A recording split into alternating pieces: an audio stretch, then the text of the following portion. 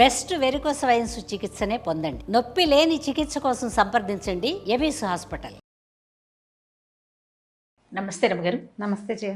రమగారు, పిల్లలకి సంబంధించి వాళ్ళకి కొంచెం ఒంట్లో బాగోకపోయినా లేకపోతే బాగా చదువుకోవాలన్నా భయపడుతున్నా మనం రకరకాల మంత్రాలు లేకుంటే చదువుకోవాల్సిన ఏదైనా దేవుడికి సంబంధించిన ఒక 2 లైన్లు పద్యాలు అలాంటివి నేర్పిస్తూ ఉంటాము.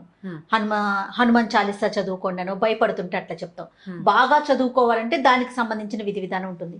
అయితే జీవితంలో ముందుకు వెళ్ళాలి, వీళ్ళు ఎక్కడా ఇబ్బంది పడకూడదు, అంత సాఫీగా జరగాలి, ప్రతి తల్లిదండ్రి కోరుకుంటాం కదా. వీటికి సంబంధించి ప్రత్యేకించి ఏమన్నా ఉన్నాయా రమగారు?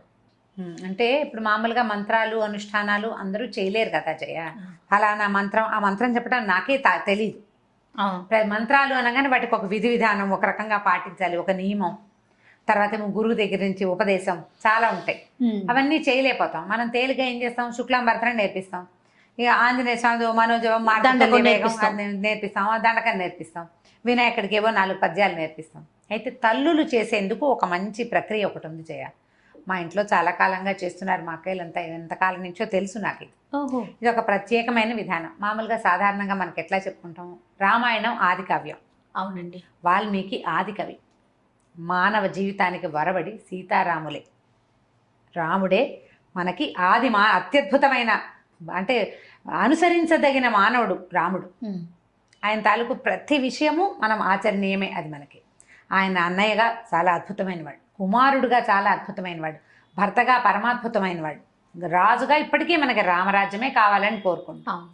ఈ రాముని కథను రాసిన రామాయణమే మనకి ఆది కావ్యం, పరమ పవిత్రమైన గ్రంథం. అదే కదా మన మొట్టమొదటి కథ.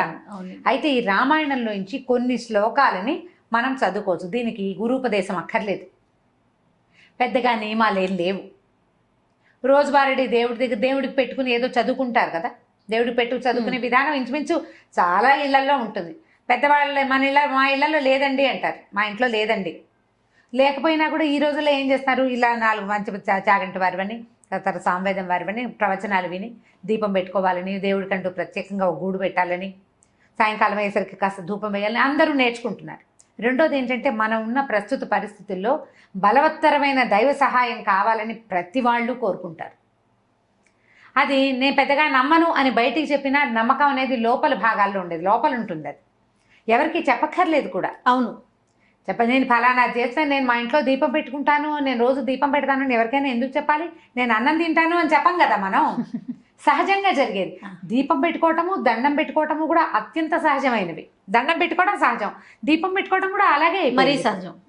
అది అలాగే అయిపోయింది. ఇప్పుడు దీపం పెట్టుకోకపోయినా ఒట్టిగా ధూపం వెలిగించిన, అగరవత్తి వెలిగించి దేవుడి పటం, ఏదైనా ఒక రాముల వారి పటమో ఒక వెంకటేశ్వర స్వామి పటమో లేని ఇల్లు ఉంటుందా? హిందువుల ఇళ్లలో ఉండదు. ఎవరో ఏదో ఒక స్వామి దేవాలయం ఖచ్చితంగా ఉంటుంది. ఓ బాబా గారని, ఒక వినాయకుడని, ఓ కృష్ణుడని, ఓ రాముల వారని, ఓ నరసింహస్వామిని, ఆంజనేయ ప్రతిమైనా ఉంటుంది. ఖచ్చితంగా ఒక్క దేవుడి ఫోటో అయినా ఉంటుంది. ఏ శుక్రవారమో శనివారమో ఎప్పుడో ఒకప్పుడు ఓ దండం పెడతాం. ఏదైనా భయం వేసినప్పుడు దేవుడా అని దండం పెట్టుకోవడానికి కూడా ఒక ప్రతిమ కావాలి మనకి. అవును. ఇట్లా ఎంతో కొంత చేసుకునేవాళ్ళు. దేవుడి కోసం ఏదైనా చేసుకోవాలి ప్రత్యేకంగా, పిల్లల భవిష్యత్తుకి బాగుండాలి అంటే రామాయణంలో కొంచెం ఒక ప్రత్యేకమైన ఘట్టంలో సీతాదేవి చెప్పిన 4 శ్లోకాలు చాలా అనుసరణీయమైనవి, ఆచరణీయమైనవి. సులువు, కష్టం ఏమి లేదు. శ్లోకాలు కష్టం కాదు. ఇది ఏ సందర్భంలో అమ్మవారు, ఇది సీతా అమ్మవారు చెప్పారో చెప్దాం. సుందరకాండ అంటే ఎప్పుడు, ఇది సీతా అన్వేషణప్పుడు ఆంజనేయ స్వామి తదితరులు బయలుదేరారు సీతాదేవిని అన్వేషిస్తూ. రావణాసురుడు సీతను తీసుకెళ్లిపోయాడు. రామలక్ష్మణులు ఇద్దరు కిష్కిందకు వచ్చి సుగ్రీవుడితో స్నేహం చేశారు. సుగ్రీవుడు వీళ్ళ సఖ్యానికి బదులుగా కొంతమంది వానరులను పంపించి సీతను వెతికిస్తానని చెప్పాడు. ఈ సీతాదేవిని వెతకడానికి బయలుదేరి 4 పక్కలకి భూమి 4 చెరగలా వెతుకుతూ ఒక సమూహం ఆంజనేయ స్వామి, అంగదుడు, తర్వాత జాంబవంతుడు కలిసి ఉన్న సమూహం ఏమో సముద్ర తీరానికి వెళ్ళింది.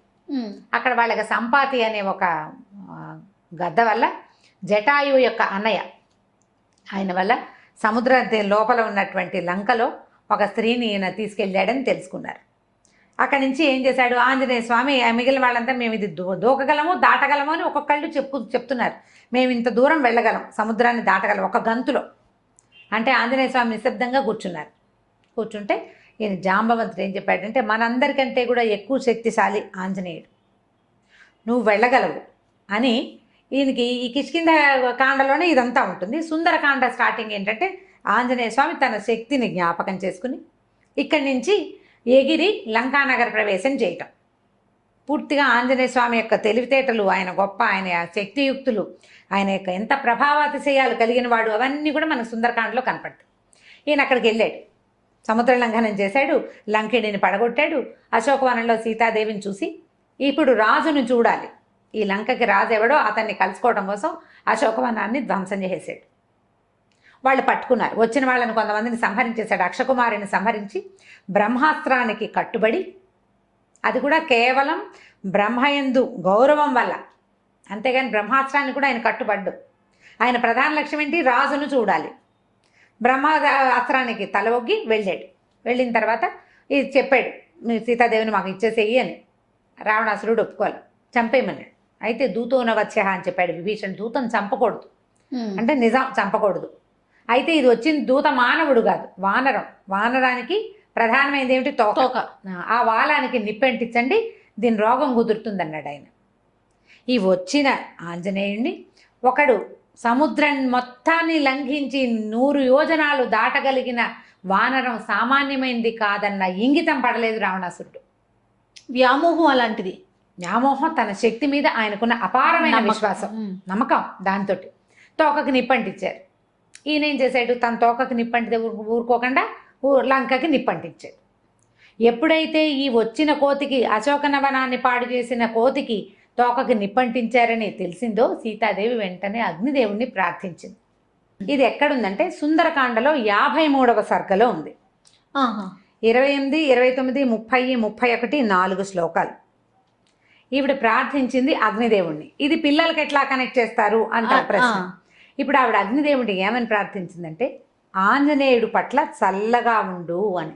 అగ్ని దాహకత్వమే అతని లక్షణం, కాల్చటం ఆయన గుణం. అవునండి.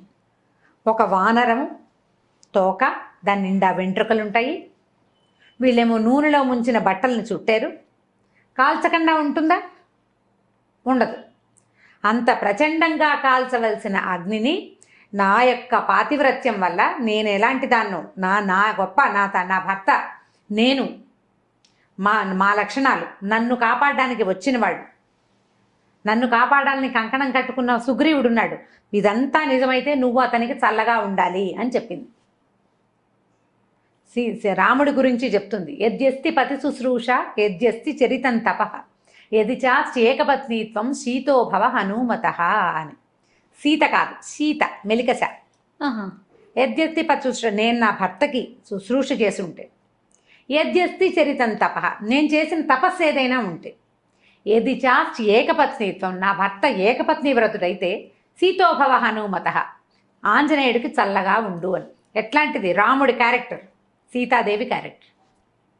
భగవంతుడు భగవతి, దేవుడు దేవి, వాళ్ళ యొక్క గొప్పతనమే ఇందులో ఉంది.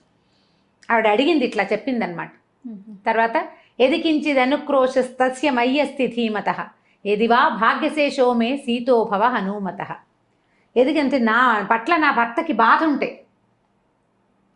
నా మీద అనుక్రోశం, అయ్యో నేను ఇలా తప్పిపోయాను, నేను నన్ను ఎవరో తీసుకుపోయారన్న దుఃఖం నా భర్తకు ఉంటే, ఆయనకు ఉందా లేదా? ఎంత బాధపడుతున్నాడు సీతాదేవి కోసం. వాడి మహా నరకం అనుభవించాడు రాముడు ఆమె లేకపోవటం వల్ల.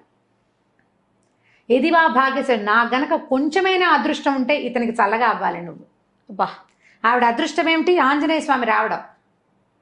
ఏడాది సమయం ఇస్తే ఏడాది లోపలే ఆమెను వెతుకుతూ ఒకడు రావటం, ఆ వచ్చిన వాడు ఈమె ఇక్కడ ఉందని వెళ్ళి వెనక్కి వెళ్ళి చెప్పడం, వాళ్ళంతా వచ్చి ఈమెను రక్షించడం, సంవత్సర కాలంలోనే ఆవిడ అదృష్టమే అది. ఆవిడ ఏడాది టైం పెట్టింది. ఏడాది తర్వాత అయ్యి ఉంటే ఈవిడేమయ్యేది? కథ మారిపోయేది కాదు పూర్తిగా. ఎది మాం వృత్త సంపన్నాం తత్సమాగమలాలసాం సవిజానాతి ధర్మాత్మ సీతోభవ హనుమత. ఇప్పుడు నేను ఎలా ఉన్నానంటే, భర్తని కలుసుకోవాలన్న ఇదే ఉంది నా మనసులో. అది ఉన్నట్లయితే, నాకు నా భర్తని ఎంత కోరుకుంటున్నానో నా భర్తకి తెలిసినట్లయితే, నువ్వు ఆంజనేయుడికి చల్లగా ఉండు, సీతోభవ హనుమత, ఆంజనేయుడికి చల్లబడు. ఇప్పుడు రాముల వారికి సీతాదేవి మీద ఎంత ప్రీతి, ఎంత ప్రగాఢమైన అనురాగం ఉన్నాయో సీతాదేవికి అంతే లెవెల్లో ఉంది. అందుకని ఆవిడ అక్కడ రాజ్యశోభని వదిలిపెట్టేసి రాజ్యంలో ఉండకుండా ఈవిడ నీకేం అభ్యంతరం లేదు నువ్వు ఉండమన్నారు, అయినా సరే నేను ఆయనతో ఉండను. పాటు వనవాసానికి వచ్చేసింది. ఆయన్నే వెళ్ళమన్నారు, ఈవిడ్ని వెళ్ళమని అనలా. అవును, భర్తను వదిలిపెట్టలేక వచ్చేసింది. వాళ్ళిద్దరికి ఎంత పరస్పరమైన అనురాగం ఉంది.